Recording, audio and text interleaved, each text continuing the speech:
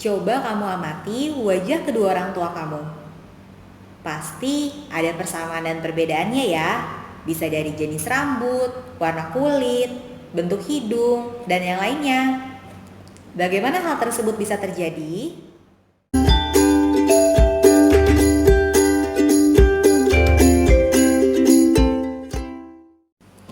Kenapa wajah kita bisa mirip dengan orang tua kita? Jawabannya adalah karena itu semua tersimpan di dalam materi genetik yang disebut dengan gen. Gen inilah yang nantinya akan diwariskan atau diturunkan dari orang tua atau induk ke keturunannya. Inilah sebabnya nama materi yang akan kita pelajari hari ini adalah pewarisan sifat.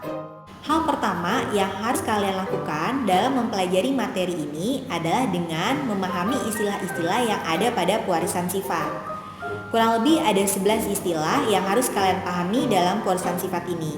Yang pertama adalah parental. Lambangnya adalah P kapital.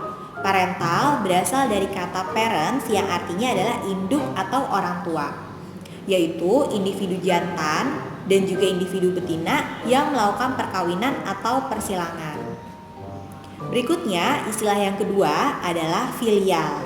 Filial lambangnya adalah F kapital. Ini artinya adalah keturunan atau hasil dari persilangan. Jadi biasanya kalau merupakan keturunan pertama itu kita sebut dengan F1, untuk keturunan kedua kita sebut dengan F2 dan seterusnya. Berikutnya adalah gen dominan, yaitu gen yang mampu menutupi sifat gen lainnya. Contohnya adalah persilangan antara bunga warna merah dengan bunga warna putih akan menghasilkan 100% keturunannya berwarna merah. Dalam hal ini, warna merah merupakan sifat dari gen dominan. Sifat gennya kuat sehingga ditemukan lagi warna merah pada keturunannya. Contoh lainnya adalah tumbuhan berbatang tinggi dengan tumbuhan berbatang pendek. Dihasilkan 100% keturunannya itu berbatang tinggi. Berarti batang tinggi ini merupakan sifat dari gen dominan karena sifatnya yang berasal dari induknya ditemukan kembali pada keturunannya. Itu yang disebut dengan sifat dari gen dominan. Lawan dari sifat gen dominan adalah gen resesif, yaitu sifat gen yang lemah sehingga ditutupi gennya oleh gen yang lainnya. Contohnya seperti yang contoh pertama ya, ada bunga warna merah yang disilangkan dengan bunga warna putih, hasilnya 100% itu anak-anaknya adalah bunga berwarna merah.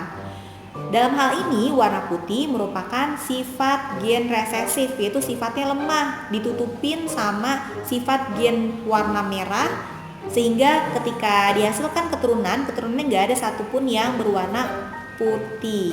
Karena warna putih ini merupakan sifat resesif, sifat yang lemah, sifat yang ditutupi oleh gen lainnya.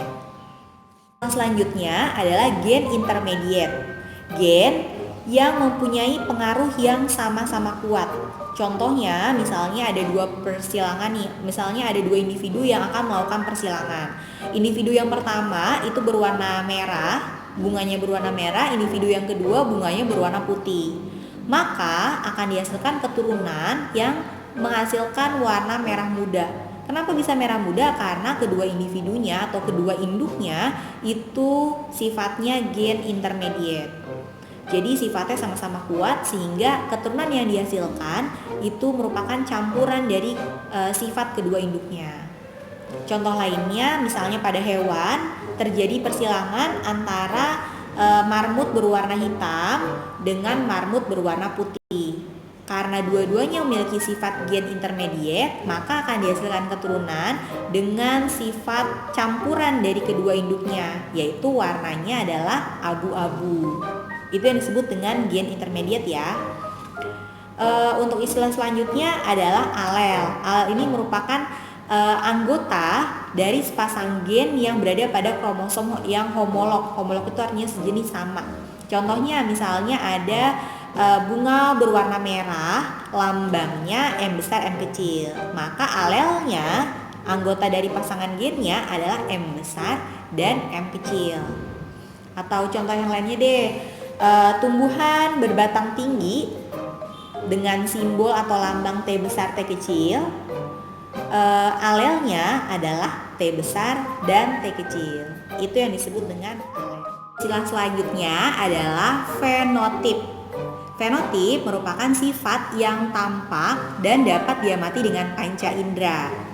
Misalnya nih, warna bunga, ada bunga warna merah, warna putih, warna ungu, warna kuning. Kemudian ukuran batang, ada yang tinggi, ada yang pendek. Ada jenis rambut, ada yang lurus, ikal, keriting.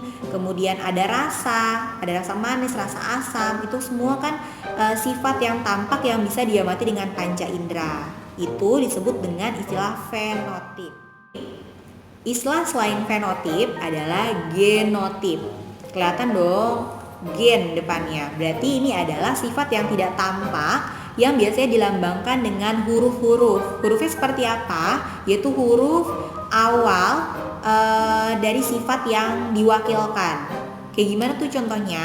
Contohnya adalah misalnya sifat warna merah, fenotipnya warnanya merah. Maka genotipnya adalah M besar, M besar. Jadi genotip itu lambangnya yang dilambangkan dengan huruf itu. Kemudian tinggi, misalnya batangnya tinggi disilangkan dengan batang pendek. Batang tinggi berarti genotipnya adalah T besar, T besar. Sedangkan batang pendek bukan P kecil, P kecil, tapi karena pendek ini merupakan sifat resesif atau sifat yang akan disilangkan dengan batang tinggi, maka batang pendek ini lambangnya adalah T kecil, T kecil. Misalnya lagi buah rasanya asam disilangkan sama buah rasanya manis. Misalnya rasanya manis nih dominan, maka rasa manis itu lambangnya atau genotipnya adalah M besar, M besar. Sedangkan rasa asam itu M kecil, M kecil. Jadi kalau fenotip itu sifat yang tampak, sedangkan kalau genotip itu lambangnya yang dilambangkan dengan huruf. Berikutnya adalah istilah homozigot. Homozigot adalah pasangan gen dengan alel yang sama. Contohnya A besar, A besar. Kemudian T besar, T besar. M besar, M besar. M kecil, M kecil. Jadi pasangan gen tersebut alelnya itu sejenis, bisa hurufnya besar semua atau hurufnya kecil semua. Itu namanya homozigot. Lawan dari homozigot adalah heterozigot. Heterozigot ini adalah pasangan gen dengan alel yang berbeda. Contohnya adalah M besar, M kecil, T besar, T kecil, A besar, A kecil. Jadi pasangan gen tapi alelnya hurufnya besar dan juga hurufnya kecil. Jadi campuran. Itu namanya heterozigot. Dan yang terakhir istilahnya adalah hibrid. Hibrid merupakan hasil dari persilangan atau perkawinan di mana individu yang menjadi induknya memiliki sifat yang berbeda. Nantinya kita mengenal ada yang namanya istilah monohibrid, yaitu persilangan satu sifat beda. Kemudian dihibrid, persilangan dua sifat beda. Dan juga trihibrid, persilangan tiga sifat beda. Sampai di sini sudah paham kan tentang istilah dalam pewarisan sifat? Semoga semakin memudahkan kalian ya dalam melanjutkan materi ini. Jangan lupa di like, comment, and subscribe. Karena guru IPA, belajar IPA jadi lebih gampang.